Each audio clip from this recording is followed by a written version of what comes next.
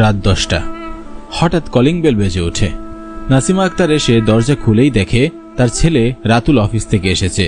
রাতুল দরজা দিয়ে ভিতরে ঢুকতে ঢুকতে বলল, মা কি করছিলে? নাসিমা তার গম্ভীর মুখে বললেন, টেবিলে খাবার দেওয়া আছে, খেয়ে নিস।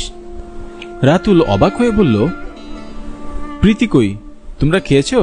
নাসিমা আক্তার কোনো জবাব না দিয়ে ভন ভন করে হেঁটে নিজের রুমের দিকে চলে গেল। রাতুল অবাক হয়ে তাকিয়ে রইল। রাতুল ক্লান্ত শরীর নিয়ে নিজের রুমে আসলো।